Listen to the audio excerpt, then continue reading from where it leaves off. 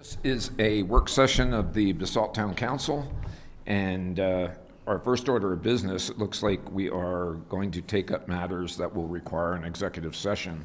So I would ask that we have a motion that the Town Council enter executive session for determining positions relative to matters that are or may become subject to negotiations in accordance with CRS 24-6402 4E, and more specifically, to discuss affordable housing matters. So is there a motion? Moved. Okay, moved. Second? Second. Moved and seconded. All those in favor, aye? Aye. Okay, we are going to adjourn to the planning office next door, the old library. So, thank you.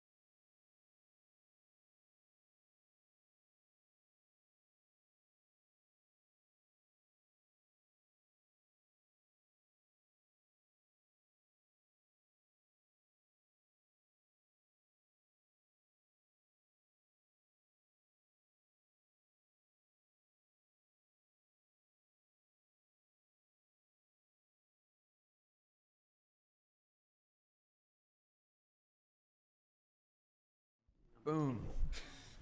Good afternoon, everyone. Welcome to the Town of Basalt Town Council meeting. We have just completed an executive session and work session to deal with the popular topic of affordable housing. So we now turn to our regular meeting. And the first order of business is to call the roll. Pam, please. Absolutely. Notice that we have two council members on Zoom this evening. Let's start with them. Angela Anderson. You're muted, You're Andrew. muted, Angela.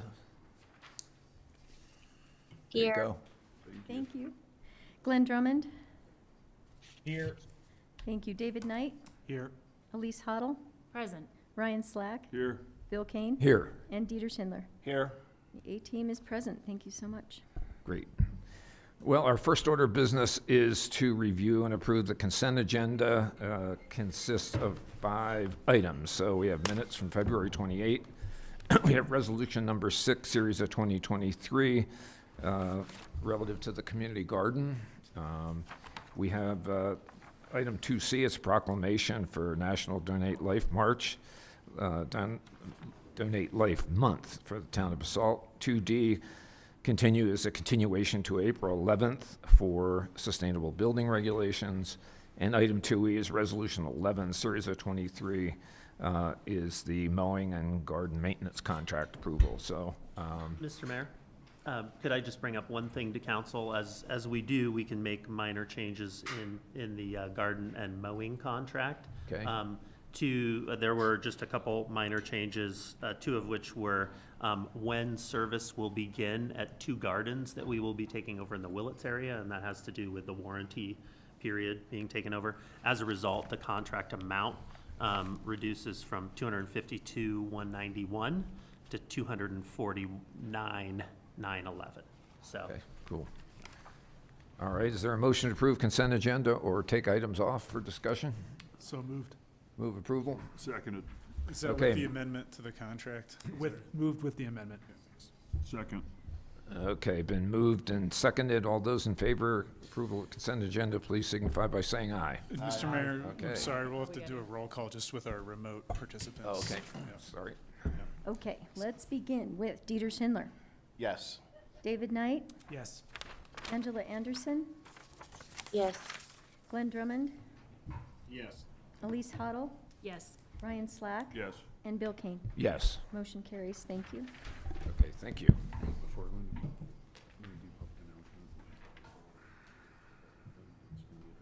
Yeah, oh, yeah. So, next order of business for tonight is a call to the public. So this is an opportunity for members of the public, either here physically present or calling in virtually, to address council on items that are not already scheduled for later discussion on in our agenda for this evening. So I think there are a lot of people here to talk about Midland Avenue improvements. Could I just see a show of hands, how many people intend to address council tonight about Midland Avenue? 1, 2, 3, 4, 5. Okay, great. Let me just cover some ground rules. So they are that we will ask you to limit your comments to 3 minutes and address your comments directly to the mayor. That's me. Identify yourself by name and address when making comments. Comments should be courteous, civil, and constructive, if possible. And town council will make no decision or take action except to direct the staff and town manager. So with that, I will open the floor for those that would like to address council. You gonna do the timing for us? I can do Cool. Okay. So the floor is open. So anyone would like to come up, please come up to the podium and address council. So who's first? Laura? So I'm here to, Laura Main, Tempranillo Restaurant. We've been here for 17 years. The one comment I get from visitors and customers is that we don't have enough parking. And when the Basalt Center Circle is done, which I don't think there's quite enough parking there, that's been our overflow. And so we're really facing a crunch. And so with this new downtown improvement project, we're going to move most of the parking out of town. or out of right in front of the business. And our clientele is a high-end clientele. They want to drive, they want to park. I believe in encouraging people to use other methods. I think we're moving in a good direction there. But to take what is already sorely under supplied away, I think is a mistake. Additionally, I'd like to encourage you to enforce the town ordinance for 2-hour parking. This ballot initiative, to me, was very vague. It was not specific at all about taking out parking, timing of the project, scope of the project. For me, I thought it was about improving the sidewalks and putting in some lighting, not redoing the whole downtown. Staff has been working with us, but has been really inflexible about changing the timing of this project from June, July, and August. That was the only thing we asked, is please don't do it during our summer. That's when we make our money. And I guarantee you, I take that money, I use that money all year long to pay my bills and pay my payroll. So to anticipate a huge interruption during the summer is devastating. I have over 30 signatures from local businesses who are panicked about their ability to survive if Midland Avenue is under construction, this summer. One person said she would have to close her business. Another man was in tears when I brought it up.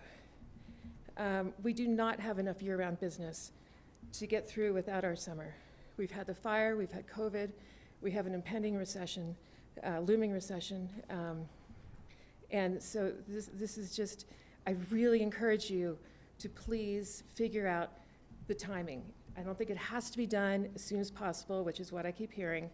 I think if you can spread out the construction in the spring and the fall, then we would all be a lot more on board with it. But to tear up our town in the middle of the summer is devastating to us. Thank you. Thanks, Laura. So I feel like I should, just so people are aware, I would like to ask Ryan to just summarize briefly. We have a work session scheduled for March 22nd, in which, it's a day where all of the specifics can be kind of drilled down on. We have the full day allocated. So do you just want to kind of summarize what we're doing? I think that may help inform some of the comments we're going to get here. Sure. I think that the point of that work session is to be an opportunity to share information and get feedback from the businesses. It is on March 22nd. There's a morning work session and then, or a morning session and an afternoon session. And so that way, in an attempt to accommodate the businesses in their different work schedules. And I believe Mitzi has informed the business owners of that already. If you haven't heard about it, we can certainly give you some more information. Okay, next up, Renee. And I would also just like to add one other thing, that this project is not only about the sidewalks, the lighting, everything else. It's also about the deep infrastructure on Midland Avenue. If we should have some failure of this infrastructure, it's going to cause a way bigger issue for your business to do an emergency project across Midland than to try to do a timed project. We have been talking about this for multiple months. I do understand your concerns, but there is construction costs aren't going down, and the timing of construction is very hard to. Okay, I Renee. understand. Renee, go ahead. You got the Renee floor. Lujan, 166 Midland Avenue, Heathers. I think our concern is the timing. And I'm be first to admit, I know we've known this, but Laura and all of us merchants it's really hit home. We are not going to be able to do the business we can. We've noticed all this construction going on now. Why can't we continue this? Stop in June, continue at the end of August, and not deal with the prime time. Where Basalt, the core, is a summer destination. People are not going to drive down here to come down to a construction site. No one's going to sit on our patios for lunch. And I'll be there at the, because I have quite a few ideas about everything, but I just want to express my concern about trying to focus on the timing. I know it needs to be done because I smell the sewer all the time. Okay? Thank you. Next up, My name is Ted Guy, 167 Swinging Bridge Lane. As was stated before, parking in Basalt is a disaster, and you guys are only making it worse. We have this monstrosity over here, the industrial buildings on steroids. They don't have enough parking. Originally, they were going to park underground. It's easily to be done, it just costs money. They chose profits over saving us problems. I think that the first thing you should do this summer is do all the additional parking at the bottom of Midland and Midland Extension. Create that parking first, so that people have someplace to go. No summer construction. I think that goes without saying. You have got to preserve our business community. It is got to be priority number one. If a disaster happens, a disaster happens. But if you intentionally build during the summer and kill all these restaurants, it'll be on your shoulders.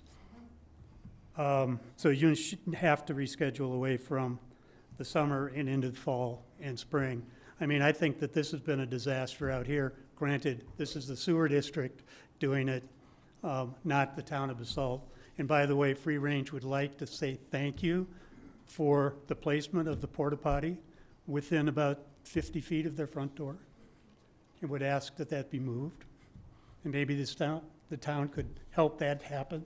We've been in touch with Free Range very closely all along. They were pretty She happy told me with that it. about an hour ago. Okay, well, we've been in touch with them Okay, good. consistently. I noticed here you have a contract signing with Stutzman Gerbaz for this summer's work. I would ask you to delay that signing until after you have this meeting, because hopefully you will listen to all of the very, very upset people in this community before they come down here with flaming torches and feathers and tar.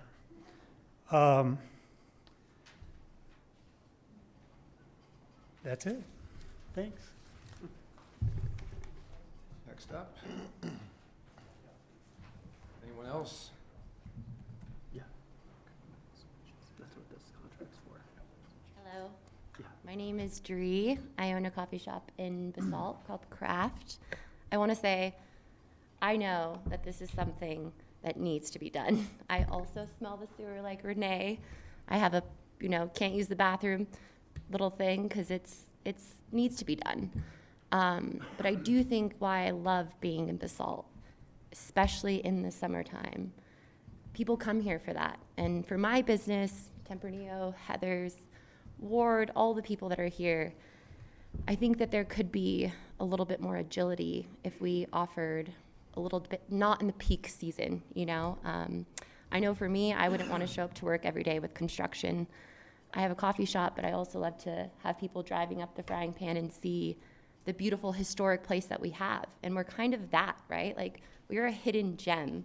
I love this town, and I just want to encourage that. Like, maybe we could have a little bit more agility with the time frame, but I know it needs to be done. Like, I'm all on board on this project. I just would wish for it not to happen during my busiest time, and why I live here, So, but I appreciate you all. That's what I would like to say. Thank you. Thank you. Anyone else? Next up. Warwick.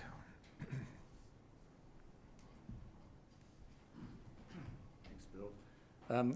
When the consultant originally Warwick, spoke, please tell us your name and address, Warwick please. Mowbray, Aspinall, Frying Pan River Lodge, Frying Pan Anglers.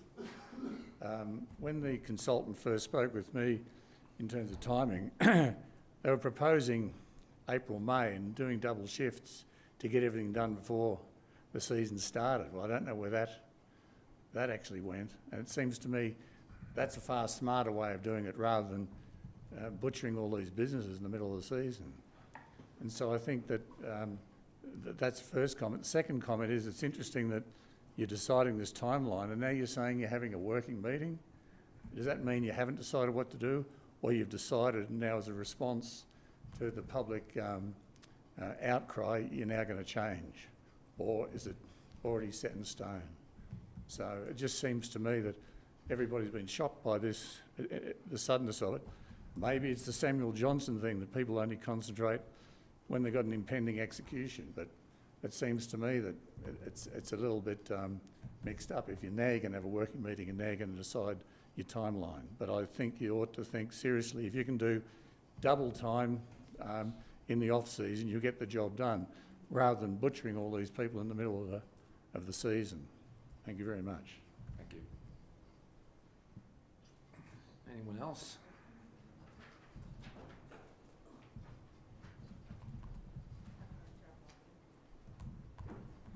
Laura Regal, 235 Riverside Drive, concerned citizen,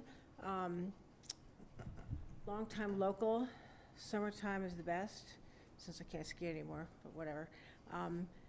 My concern also is for the Sunday market and for all the people that come from all over with their goods and the things that they have grown in Palisades or whatever. And what happens to those people? What happens to the market when not only is the main street being torn apart, but there's no place to park, and then they're trying to deal with this. I know how successful it has been for many, many years, and I love going, and we all love going.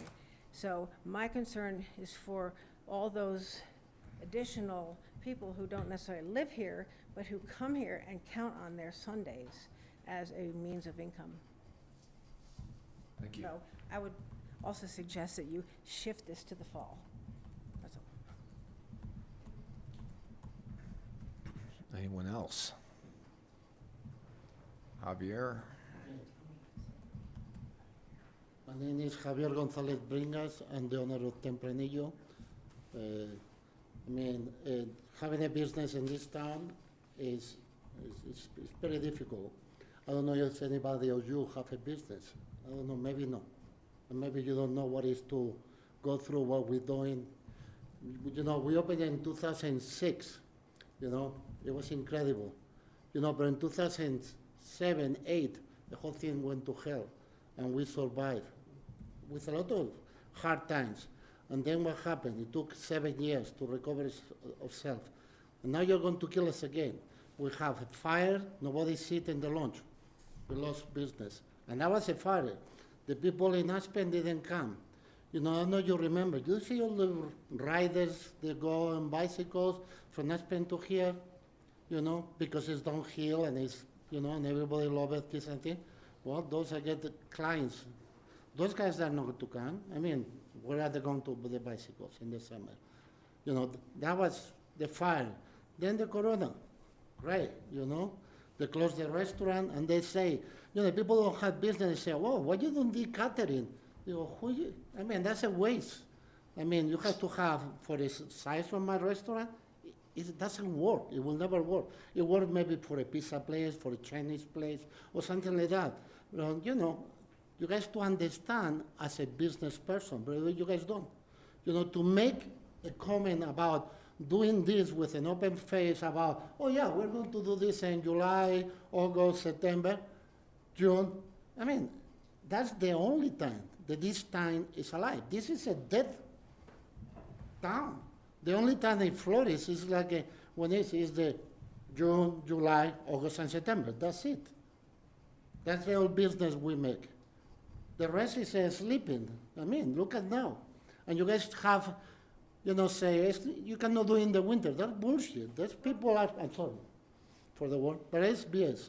You know, you guys doing work there, and it's cold, next to the bridge, there is freezing, and it's no problems. So, if you guys close, you know, the business in June, it's going to be a lot of lawsuits, you know, because the people are going to be very, very angry. You know, when you can do it perfectly in October, November, maybe until December 15, nothing happened here until the 19th, and we work from the 19th to the 6th, and then it dies again. So you can, close it for maybe 10, 15 days, and then open again and do it until, I don't know, February, March, or whatever. I mean, this is unacceptable. You know, just thinking like, oh, you guys have the land for how long? How many years? And now you have to do it in Amos. That's insulting. You know, no, we have to do it now. Did you own? Do you have people working for you? Do you have employers, you know, working downtown in Midland? Anyway, thank you very much. All right, Javier, thank you. Anyone else? All right, any call-ins? It does not appear to be the case, so with that, that concludes our call to the public. Appreciate people Bill, coming. could I just clarify a few items Absolutely. from a couple things that we heard? With regard to the meeting on the 22nd, I think the point of the meeting is, you're right, the design on the project is complete. We're looking to forge ahead with the design that we have. But we will have more information on what's going to happen and when on the project. So it's the intent to share information and then also gather feedback on strategies that can help, alleviate, issues with business. We are closing construction every day at 5 o'clock. And this contractor, as evidenced from what we've seen with their construction on the sewer line project, is a tidy contractor. So the street will be cleaned up and there will be access to the businesses.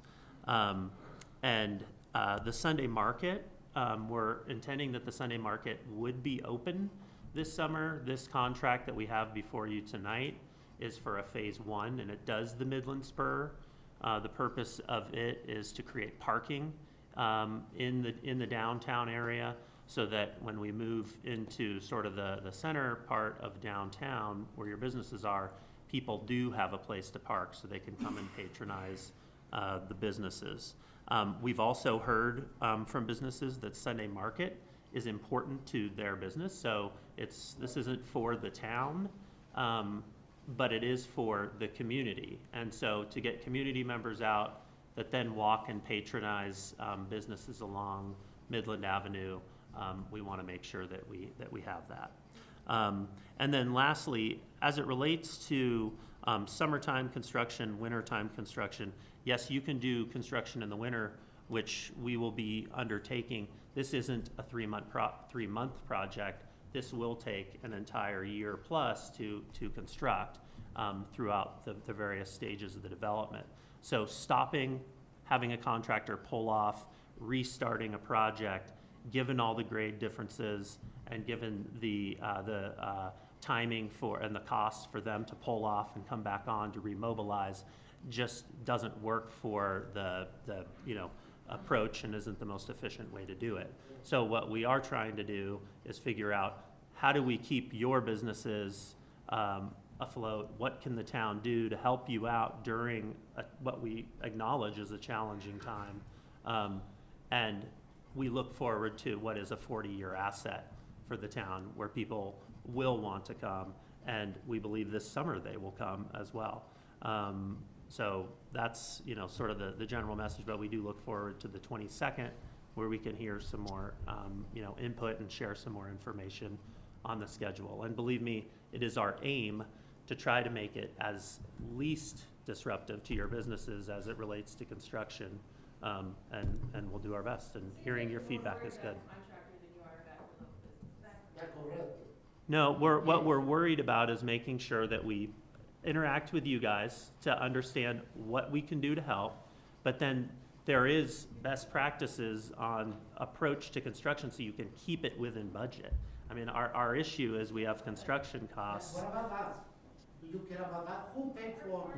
We absolutely care about you, and that's why we're trying to engage with you. You were not shown. Well, I'm sorry you feel that way, but we're going to continue the conversation with you. Do you know how much is, you say, oh, the contractor will clean at 5. Well, what happened between 11 and 4, when we do lunches? Who's going to eat this? You know how much I do in lunch? Maybe 3,000-4,000 for lunch. Multiplied for 120 days, it's $500,000. Are you going to pay me that? You are going to pay me that? You don't answer. Yeah, no, we won't be able to pay you that, Javier. No, but then what do I do? Well, that's what we're trying to work with you to understand I that. got to call this to order. This is the end of the public comment period. There's going to be a full day devoted to the detailed drawings, the phasing, how access will be provided to every property. And so I thank everybody for their comments. And Okay, well, there's no action scheduled for tonight. We've heard public comment, and so we have to move on with our agenda. There is a schedule that you will see on the 22nd if you come to the work session. But we have been doing this for 6 months. I understand you own a business. I understand, but you could have come to other meetings to voice this. I understand. To planning department. We've had meetings. We have been doing all those civil things, and now it comes back, it's still a done deal. From your perspective, so I don't wanna get like, okay, we'll listen to you talk and you're heard, but that doesn't mean anything. To suggest I set up my business in the park for the summer is No, those are trying to get ideas to brainstorm what can work, how do we think outside of the box to accommodate what is going to be, we acknowledge, a tough schedule, but we really want to be able to support you. more accommodating to the contractor than to us. We're not, we're not. I'm losing more, all right? Okay. Okay, that concludes the call to the public. The next order of business is mayor, council reports, comments. Anybody have any updates? So I attended we had our rafter board meeting last Thursday, and we are making some pretty solid headway in terms of restaffing. We're gaining on getting ridership back, so we're 30% up from this time last year, so ridership is definitely improving. We're still well behind our peak numbers that were pre-pandemic, so, we're obviously starting to wind down now for the season. But, pointers are that, we've got a pretty sort of ambitious affordable housing program underway at RAFTA, and I think the hopes are that we're going to be back to full staff for next year, so that's the goal. And we'll be talking some more about expanding our seasonality for our Basalt Connect system as well, so that's a positive step. So, any other comments from council? Ryan, do you have a report tonight? I have Just- one comment. Yeah, go ahead. Oh, I I'm just sorry. wanted to say, in case anybody didn't see it, there was a feature article in the Aspen Daily News about the West Mountain Regional Housing Coalition. We're Yeah. super excited. It's sort of our debut into the world, so if you haven't read it, take a look. Yeah, it was good. I saw it. Thanks. Nice update. So, with that, we will, do you have a report? Just two quick things. The Citizens Police Academy is coming up. That was in the Friday report, so I believe it's 30 spots available. Is that right, Chief? So if anybody is interested, they can find information through the PD on that, and usually that's pretty well attended and a great way to get acquainted with what all our police do and get to meet everybody. And I believe that's 10 sessions. And then the second is just a quick update on the lightning bolt. So that project has stuck to schedule. So the bridge, I'm sure everybody has noticed, is reopened. And we did do the overnight closure on Two Rivers Road between Basalt Avenue and Homestead. And that was a water line crossing and a sewer line crossing, so they made it and were able to open up the lanes in time for school traffic. And so I think they're now officially out of the roadway and kind of working on the fringes, which should be the result for the rest of the project. So that's all I have. Yeah, no, it was pretty expeditious, I have to say. So with that, we move to presentations, and the item 6A is next up. It's a discussion on Stotts Mill Daycare Building discussion. Discussion on a discussion. James Lint and Michelle. We flipped a coin and I lost, so, just kidding. Okay. Just pull up the schedule here. So staff has put out, this is just a brief update, an RFP for daycare youth services operators for the Stotts Mill building. And let me just, sorry about that page down here to the schedule. We have had at least half a dozen direct requests for the RFP, so we know that people are working on proposals of some sort. The deadline for submissions is April 10th at 4 o'clock. Thank you. April 10th at 4 o'clock. We have also recently issued an addendum to the RFP thanks to some assistance from Picken County with funding options and sources. Michelle, could you speak a little closer to the mic? I'm having a hard time picking you up there. With funding options and sources for the proposers to be able to have some other resources to build their business proposals. So that's exciting, and we will be back after this goes through the selection process. Looks like we'll be back in May with an update. So that's it. Did you want to just touch on briefly that we were going to assemble a committee to help review the proposons? Yes. We are working on assembling a committee to review the proposals. Pardon me. Actually, I have been in touch with Human Services in Picken County, and we're trying to find a balanced selection committee of daycare providing professionals, youth service providing professionals, and general services. So that to be put together and announced. Be great to get like people with like kids in school that might be, you know. Well, just a suggestion. I anticipate we'll probably have someone with a financial background as well to look at the business proposals and kind of vet what's financially reasonable to go forward as well. So. Okay.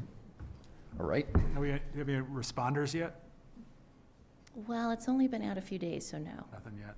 No one's chomping at the bit. Okay. We did get some interest after the last meeting from a few daycare providers, so we'll see how that shakes out. Okay, good. Yeah. Okay. Is that it, the update? That's it. All right, well, thank you. That's kind of encouraging.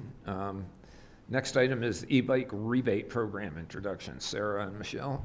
Sarah. Hopefully this is retroactive. It is not. Oh, no. No. So, thank you, Mr. Mayor.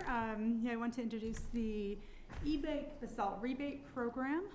This item has been a priority for the Basalt Green Team for this work plan in 2023. We're really getting at the topic of transportation being the second largest emitter within Basalt's carbon emission inventory reports since 2014.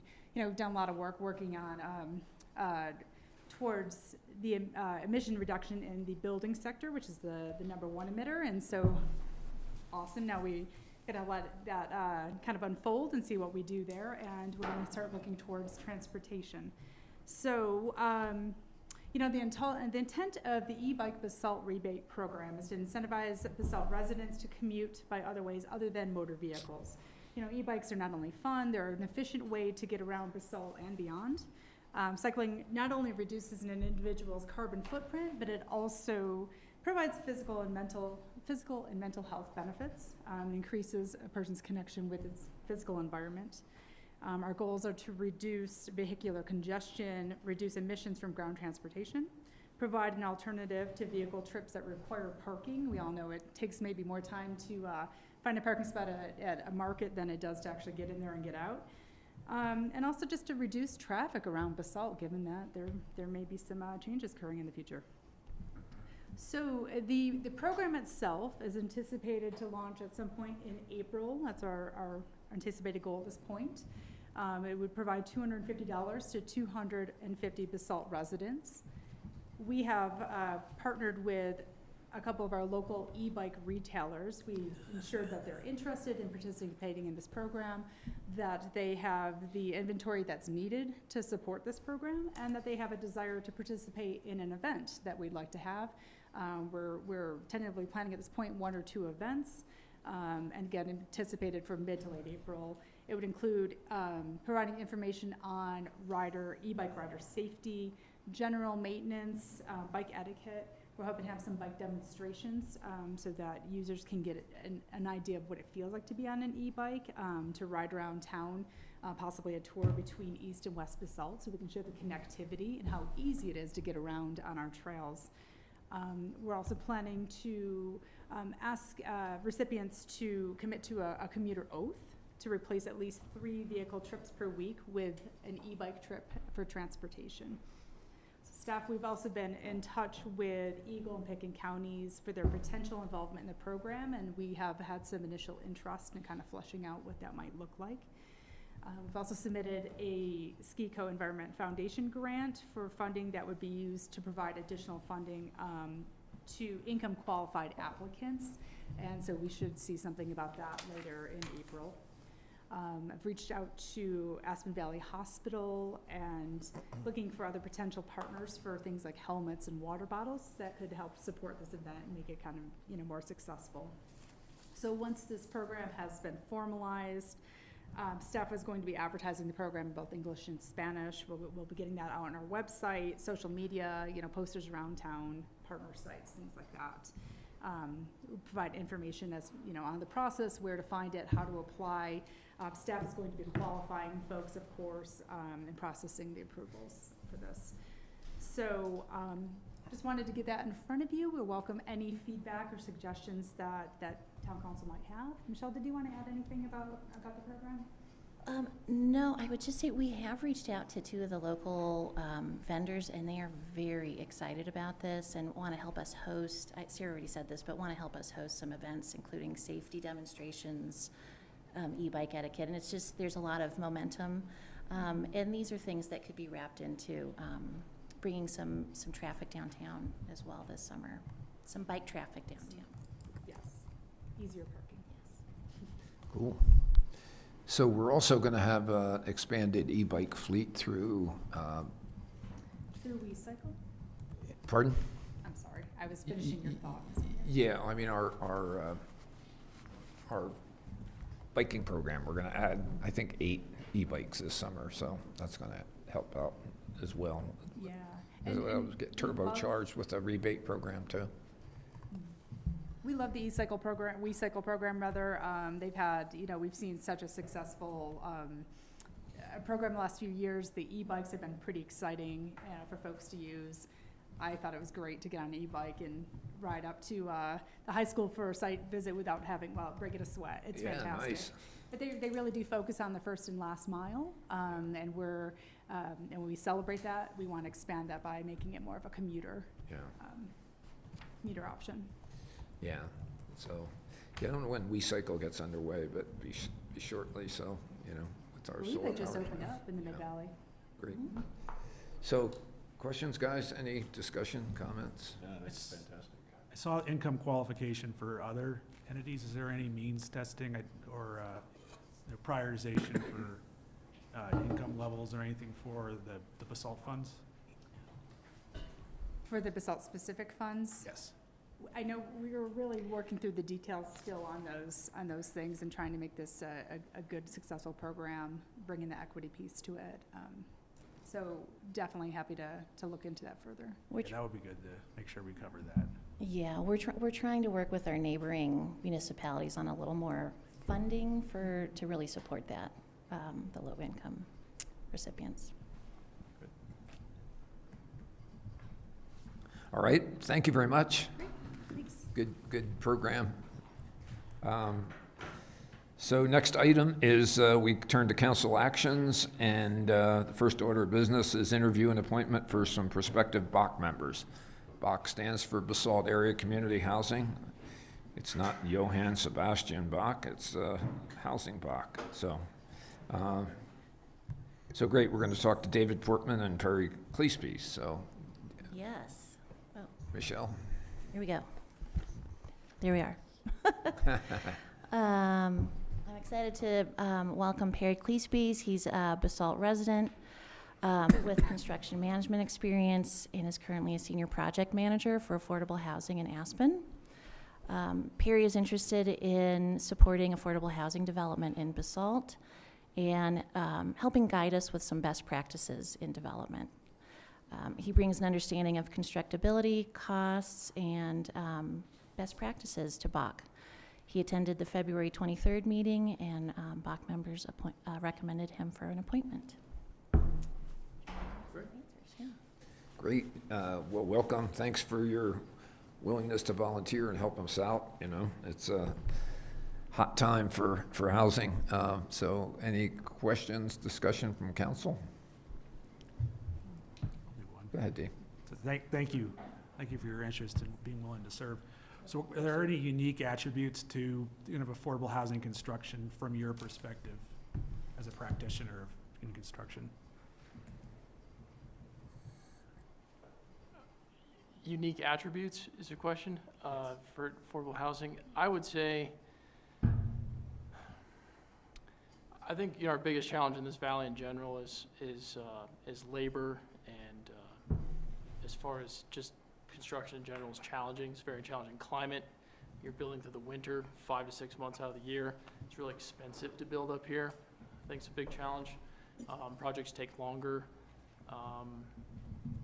So, as far as bringing projects, from conception to turnover takes a really long time. So I think there's a lot of planning you have to do on the forefront to predict that. You have to have adequate allowances for winter conditions and other things like that I think a lot of people miss the cost of construction up here.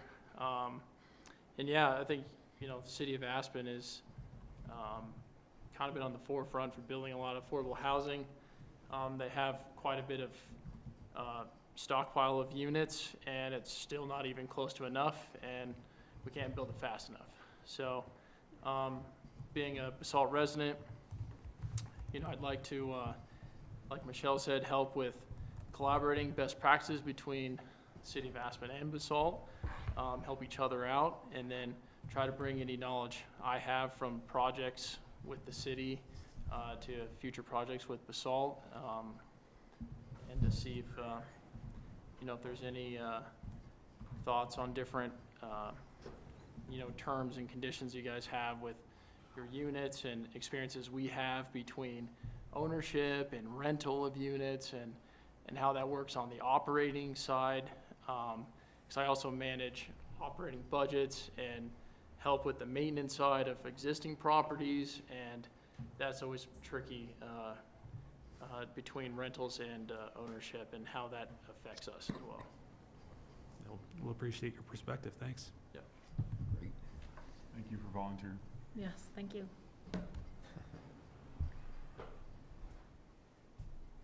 All right.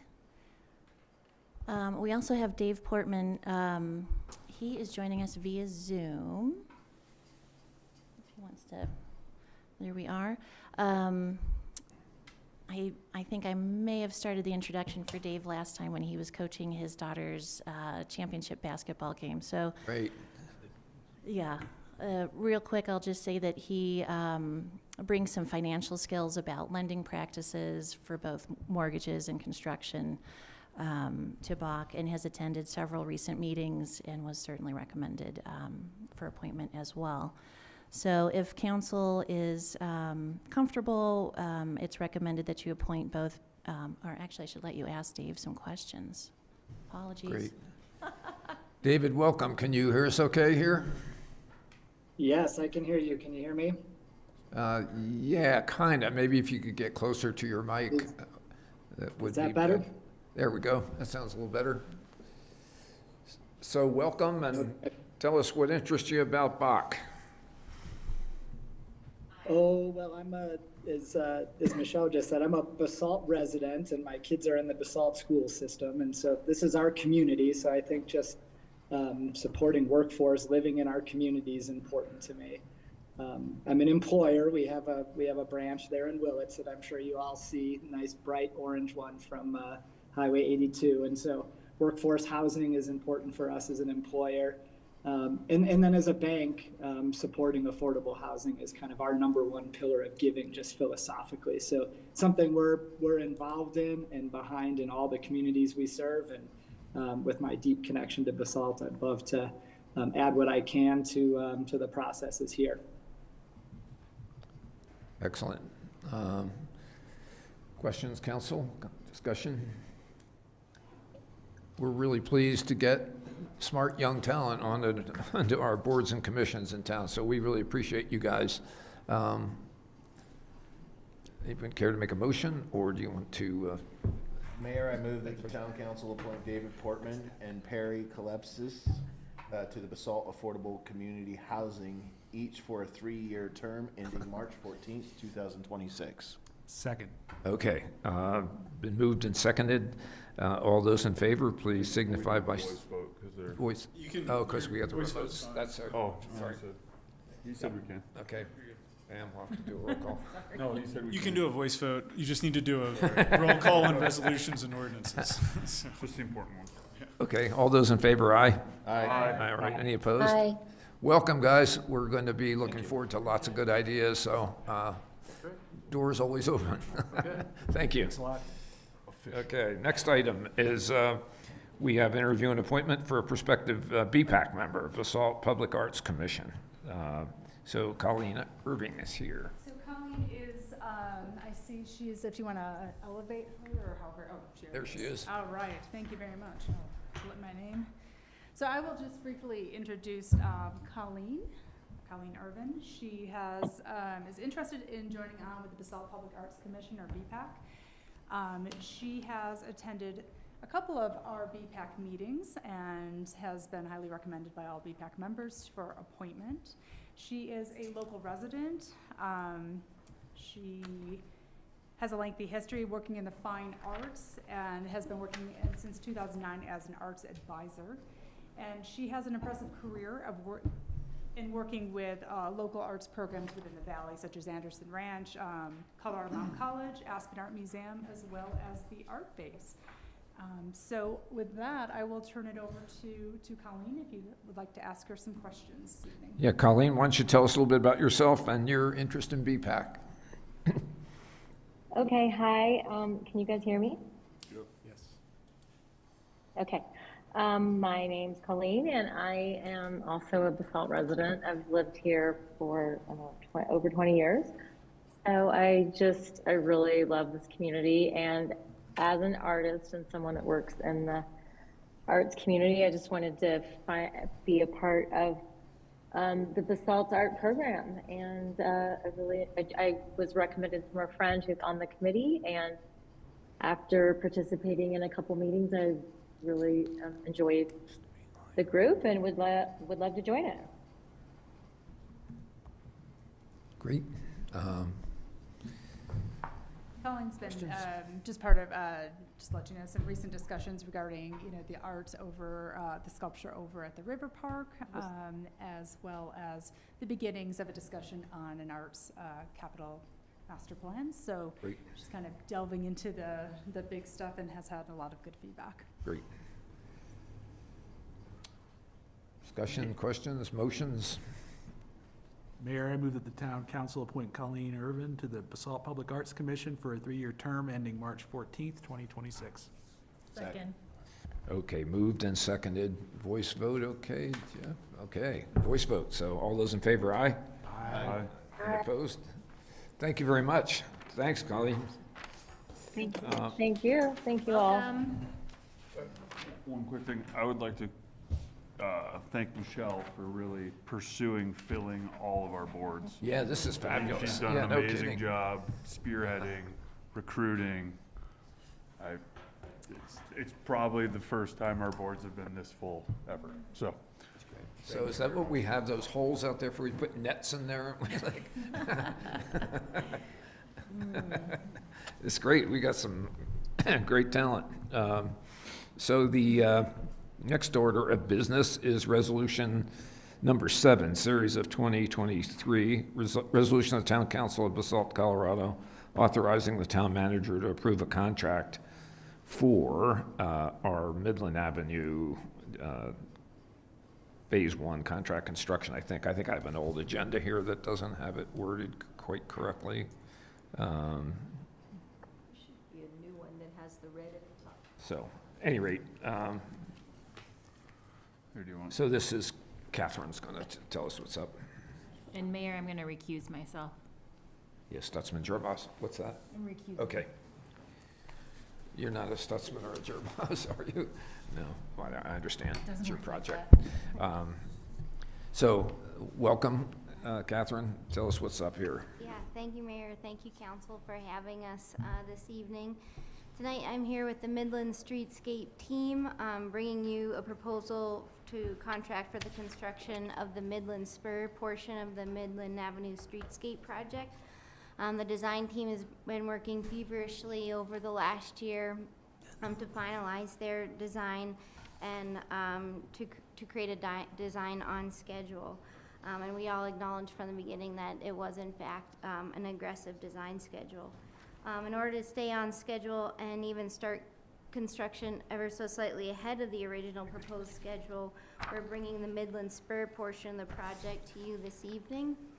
James is sharing the screen showing the portion of the project that we're proposing to go under contract on tonight. The red bubble, at least vaguely, shows the extent of what's to be completed in this contract. The deep utilities, including the water and the storm sewer, as proposed in this contract, would extend a little bit further to the east to be in front of Alpine Bank, but otherwise the street level improvements would include all those along Two Rivers Road, throughout the spur, including that retaining wall that James is pointing to there, and all of the sidewalk, curb and gutter, and paving improvements up to that first crosswalk that's just in front of the pharmacy there. This portion of the project will include the majority of the deep utility work. It will include 44% of the water main, 64% of the new stormwater system, and complete all the improvements that are intended on the sanitary sewer system. As I mentioned, it will cover that retaining wall. That retaining wall affixes that hillside in a way that allows us to gain more parking along Midland Spur. The parking spaces within the spur will increase from, as currently, 61 spaces to a total of 96 spaces. By expanding the parking first, it will also allow for people to more easily access our downtown this coming summer, to frequent our businesses, our restaurants, and all the programming that we have scheduled for the new River Park this summer. It will also allow for the Basalt Sunday Market to go on as it has historically in the Midland Spur, as most of this work will be completed by the time that's scheduled to begin this summer. The design team and the contractor that are before you tonight will be working hard to refine the scope for the remaining portion of the Midland Streetscape project over the next 30 days, to be sure that we have a project that meets the expectations of our citizens, who voted favorably for this project, while also making sure that the project overall meets the budgetary requirements that we have. Tonight, our team is here to answer any questions that you have. We have quite a crew before you tonight. I believe Heather Henry, yep, there she is here with Connect One. Elise Wolf might not be here, but she's been an integral part of the team. We've got Michael White on the line with Cushing Terrell. He was our lead civil engineering designer for the project. We also have Dave Detweiler, whom you know, who's acting as the owner's rep for the town.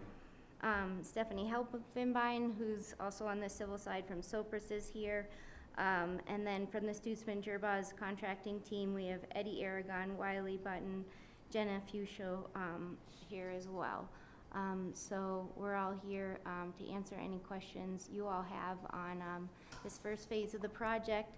And if James could switch to this next slide, it might be a good one just to, one before it, just as a zoom in of the spur area in case we need to point to anything you all have questions on. Questions, council? Could you just recap for us schedule, timeline, sort of the big numbers, the total contract construction budget, and this is Guaranteed max, it's a G-Max contract with, That's right. with Mhm. allowances, I'm sure, for excavation Well, and the allowances walls. for, yep, a few things. So this first phase is, let's see, the schedule is to start as early as next week, at least with the demolition along the Midland Spur. The work would last into June on the spur portion of the project. I guess the flexibility in that, it gives us a little bit of time to figure out how this will phase into the next portion, which would come after that June date. From a budgetary standpoint, this $3.5 million, so that we had $12.8 million devoted to the project initially, and that hasn't changed. If we go under contract tonight for this $3.5 million, and also the two other contracts that you have before you for construction administrative services and materials testing, we will still have a little over $7 million remaining for the rest of the project. On a percentage basis, this covers about 40% of the project, at least in a square footage, relative amount. So that gives you a sense of where we are in the project. And, we all know that construction prices are high, and we just want to make sure that we're being good stewards of the public dollar, which is one reason why we're slightly delayed in bringing you that next portion of the project. Okay, thank you. Anyone else? David? So given, costs are increasing and there's subsequent phases and all that, can you talk a little bit about what you all are doing to make sure that we do stay kind of within the boundaries and kind of manage that? It's not even, it's happening, it's not even a risk, it's a certainty that costs are going up. What are you all doing to manage that? Mm-hmm. Yeah, I think the fact that we've had Stutzman Jurabaz engage in the project since the beginning has really been beneficial to the overall project. As an example, the per linear foot costs that we were seeing on the water line in the 60% level really haven't changed as we move into this phase of the project. Through working with them, we've been able to have some security in those prices that we're seeing, and they are coming to this with the understanding that when we move forward with these contracts, we'll be locked into those pricing, and we've been trying, in engaging them early in the process, we've been able to kind of understand a cost associated with our various design choices along the way. I'd just add in there that we're keeping this part of the project on schedule and starting maybe a little bit early. And while that's happening, we are refining the elements that are going to go into the next section of construction to make sure that we've dialed in the numbers as tight as we can, and we've value engineered all of the aspects. Clearly, another part of that is getting out the construction techniques that are going to happen in the subsequent phases, and understanding the scheduling and the impacts of those phases, which we're all anxious to understand. We anticipate having that information in the next 30 days. Sounds like continuity helps. Yes. Anyone else? Glenn or Angela? Okay. If there are no questions, I'd entertain a motion. Mayor, where is it? Mayor, I move the town council adopt resolution number 7, series of 2023. Second. This will require a voice vote. We're roll call the rest of the way, because Yeah. it's a resolution. Is there money involved? We better- Ready? Okay, Mayor. Let's begin with Elise Elise is not here, sorry. Ryan Slack. Yes. Bill Kane. Yes. Peter Schindler. Yes. David Knight. Yes. Angela Anderson. Yes. And Glenn Drummond. Yes. Motion carries. Got it? Great, thank you. Thanks, We'll see you guys Stutzman shortly. Jurabaz. We've seen a lot of you guys this summer, so thanks. Next order is the resolution number 8.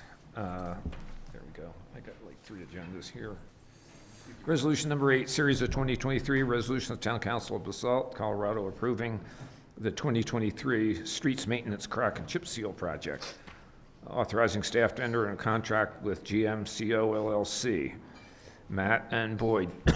So, gentlemen, how's it going? Good, how are you? Great. I think there are going to be a lot of chips to seal this year. Looks of things out there. Yeah. So, give us some background here, Boyd. What are we doing? Well, this is a pretty routine annual maintenance program that we do, and the chip and seal is to put a layer of tar down, put the chips, which is, gravel, small pea gravel, and then come back and do a fog seal to seal it off. And it keeps the water from getting down into the cracks and expanding, and it's just kind of the sealer that goes on top of the roads to try to give them more life. All righty. So, questions? When will this all occur? We're hoping that June, looks like June, after Carbondale. I think they're gonna come up valley. So they're working their way, well, probably rifle and then working their way up valley. So.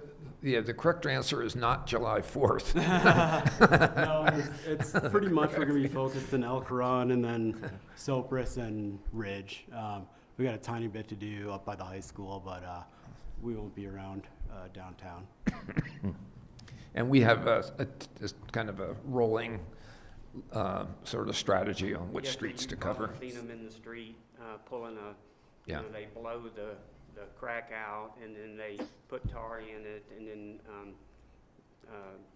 they can put sand over it, and then they can do a chip and seal process. It's all kind of a progressive process, and as you heard Matt, there's only like one outfit that does it, so they start in rifle and work their way up valley. So. Okay. Questions, discussion, or motion? Just out of curiosity, do you have to do every street every year, or is it No. kind of you inspect and then figure out? Yeah, we're about 5 to 7 years. Okay. For life, and it mainly depends on the winter and how much we're plowing, because that'll start pushing the chip off with your blade. But it's a great preventative maintenance treatment. It's a little messy. I wish we could pave everything; it'd be so much easier.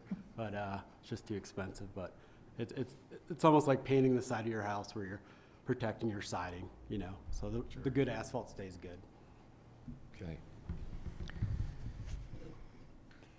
Mayor, I move the town council adopt resolution number 8, series of 2023. Second. Okay, moved and second, and this will require a roll call vote. Correct. Okay, let's begin with Mayor Kane. Yes. Dieter Schindler. Yes. David Knight. Yes. Angela Anderson. Yes. Glenn Drummond. Yes.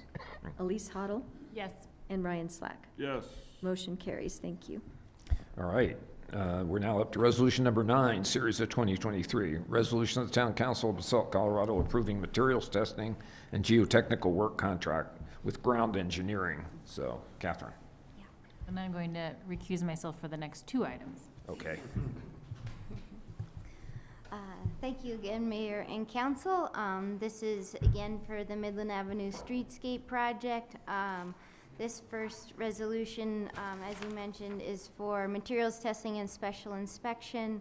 Ground engineering has already worked on the Midland Streetscape Project as far as doing a slope investigation of that retaining wall I previously mentioned along Midland Spur, and they also did the retaining wall design there, so they're already familiar with the project. Moving into this next phase being construction, we'll need them to be doing some materials testing of concrete, making sure we have proper densities and compaction and things like that. So the proposal before you is for $127,905, and that is for the full scope of work at the Midland Streetscape Project, not just the spur work.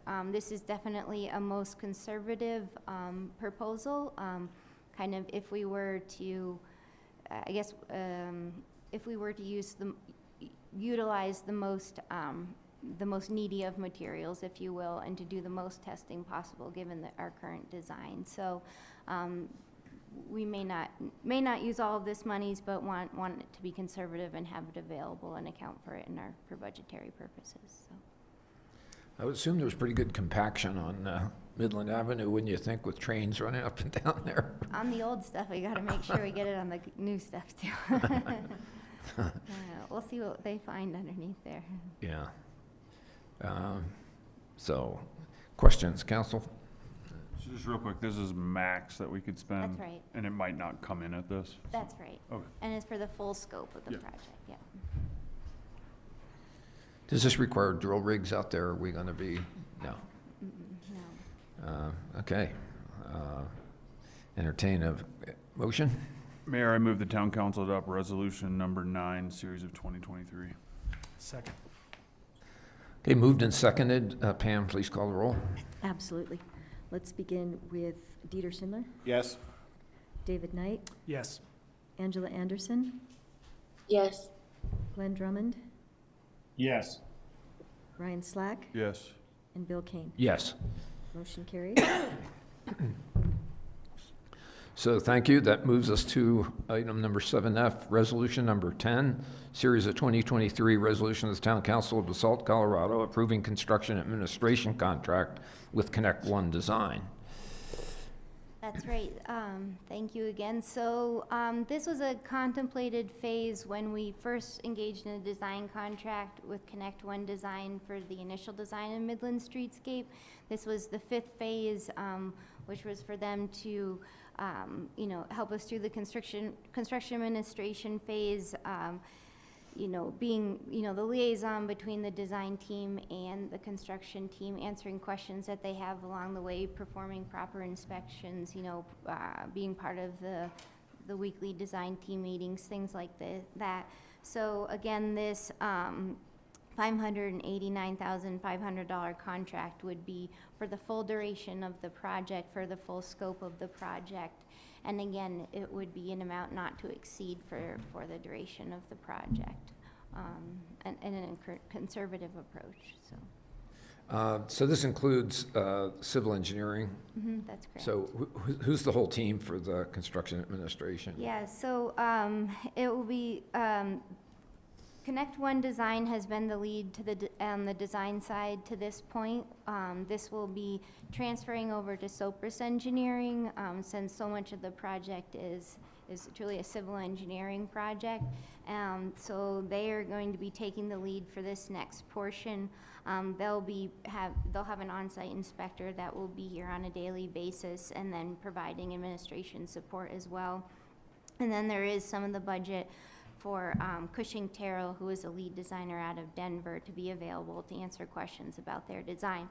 But, as contemplated, Sopris Engineering's been involved in the design, through the process while not doing the design themselves. So they're already intimately familiar with the project and will truly hit the ground running, so. Good deal. Is this a fixed fee, or is this like a top set and then Yeah, it's billed at an hourly rate? Or That's how? right, a not to exceed amount. Okay. Council, any questions, comments? Heather, you want to say anything? You never talk while you're ahead. Mayor, I move the town council adopt resolution number 10, series of 2023. Second. Okay, moved and seconded. Please call the roll, Pam. Absolutely. Let's begin with Angela Anderson, Yes. Glenn Drummond, Yes. Ryan Slack, Yes. Bill Kane, Yes. Dieter Schindler, Yes. David Knight. Yes. Motion carries. Thank you. All right, thank you. The next item is 7G, public hearing, second reading of ordinance number 3, series of 2023. Ordinance of the Town Council, Town of Basalt, Colorado, amending Chapter 6, Article 5 of the Basalt Municipal Code to update statutory references in the article to change application requirements and to change public hearing procedure for licensing renewal. Jeff Conklin presiding. Council, thank you. We're now to the marijuana and liquor portion of the evening. This is a Both would be welcome right about now. This is an ordinance to amend the town's marijuana code. This is a second reading. I'll be brief. This is an ordinance that makes 4 changes to the marijuana code. First, it does makes some various cleanup changes. Second, it gives the town clerk administrative authority to grant renewals for marijuana licenses. If there is an issue that is called good cause under the state statute, it can be kicked up to the town council for review in annual review. Third, it adds Triangle Park to the list of parks for which there must be spacing requirements met. And then lastly, it changes what's currently a requirement that at least a portion of the ownership of any entity holding a marijuana license be a local owner, to that a licensee have a local manager. And that was done for practical and legal reasons. This is a second reading, so if you have any questions, let me know. Otherwise, suggest taking public comment and go from there. Comments? Questions? You could really go down the Wikipedia rabbit hole on the dormant commerce clause. Yeah, you sure can. Yeah. Yeah. Yeah. So this is a public hearing, and I'll ask if there's anyone calling in. It appears that, is there anyone that's calling in that would care to address council on ordinance number 3? Doesn't appear to be the case. Anyone in the public, in the audience? No. So with that, I would entertain questions or a motion. Mayor, I move the town council adopt ordinance number 3, series of 2023 on second reading. Second. Moved and seconded. Please call the roll, Pam. Absolutely. Let's begin with Glenn Drummond, Yes. Elise Hoddle, Yes. Ryan Slack, Yes. Bill Kane, Yes. Dieter Schindler, Yes. David Knight, Yes. and Angela Anderson. Yes. Motion carries. Thank you. So the next order and final order of business for the evening is public hearing, second reading of ordinance number 4, series of 2023, an ordinance of the Town Council, Town of Basalt, Colorado, amending Chapter 6, Article 2 of the Basalt Municipal Code to update statutory references in the article and authorize local licensing authority to issue alcohol beverage festival permits. So, Jeff, again. Thank you. This is an ordinance to amend the town's liquor code to make 2 primary changes. The first set is, again, cleanup changes that I won't go into detail on. And the second is to create a local festival permit. As we talked about at first reading, the state statute created a new class of liquor license called a festival permit. And in the absence of a local license, it would just be a state license that somebody would get for a festival license. To get a festival license, you have to hold a certain class of liquor license already, and then that allows you to be eligible to get the festival license. And the festival license is a concept that already existed under the statute for wine, and now it extends to liquor and beer. As I mentioned at first reading, there is already the ability to have events that you might think of as festivals, but those have to be sponsored by a nonprofit. That's through a special event liquor license. So this allows for persons holding liquor licenses like a brewery or some other restaurant or someone else to then have a festival either on private property or on public property. In either case, there'd still be kind of a land use component to that and other requirements that might involve the police or planning and other staff within the town to get appropriate approvals. And so this just allows the town to exercise a bit more local control over that process. And if you have any questions, please let me know. Otherwise, this is a public hearing and I'd suggest taking public comment. Alrighty. Any callers? Does not appear to be the case. Anyone in the audience like to comment on ordinance number 4? It does not seem to be the case. The questions of council? Hearing none, I would entertain a motion. Mayor, I move the town council adopt ordinance number 4, series of 2023 on second reading. Second. Moved and seconded. Pam? Okay, let us begin with Elise Hoddle, Yes. Ryan Slack, Yes. Bill Kane, Yes. Dieter Schindler, Yes. David Knight, Yes. Angela Anderson, Yes. and Glenn Drummond. Yes. Motion carries. Thank you. Thanks, everyone. I think that concludes our affairs for tonight, and I will officially call the meeting adjourned, unless there are any objections. Okay. We're adjourned. Thank you, Chief.